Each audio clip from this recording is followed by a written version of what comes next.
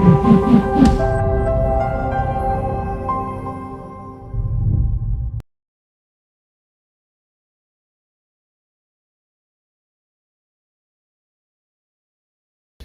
real estate nerds, this is Alex Yoder with Pro Tip Tuesday, my favorite day of the week.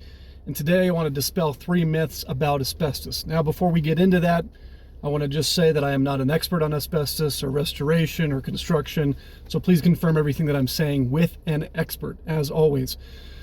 Number 1, the first myth, you always have to pull a test. If you're disturbing drywall, for example, you always have to pull a test before you do that. That is not true.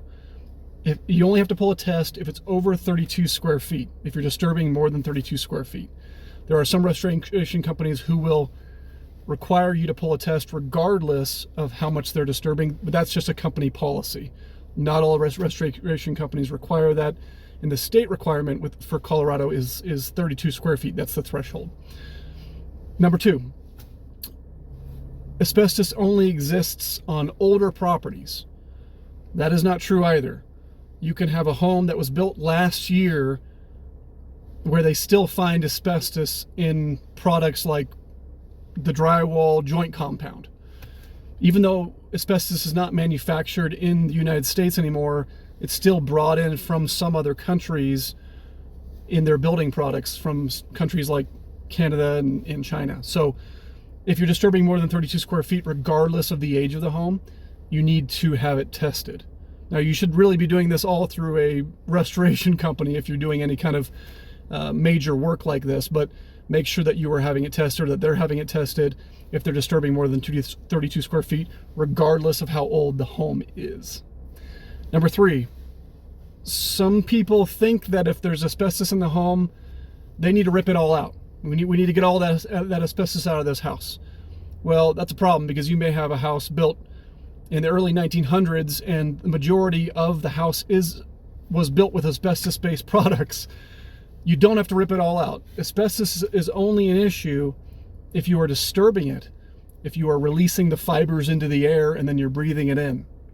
The best example, as said before, is drywall, when you're cutting drywall. So if you are doing a lot of renovations and you're disturbing more than 32 square feet, regardless of how old the home is, you only have to do that on the area that was affected, for example, by like a water leak. If you had a window that was leaking and the drywall got all wet, you only need to remove really the area that was affected by the drywall that was damaged. You don't have to remove all the drywall, if that makes sense.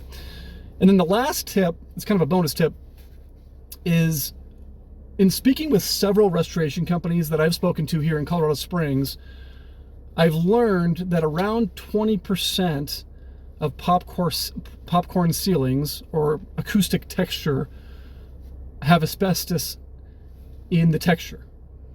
So you really don't want to be running through your house with a scraper and just scraping all that off the ceiling and breathing it all in. I understand popcorn ceilings, data property. Most of us hate the way that it looks. So I understand the need and the want to remove that, but make sure you're having it tested before you do so. That's all for today. We'll see you next week.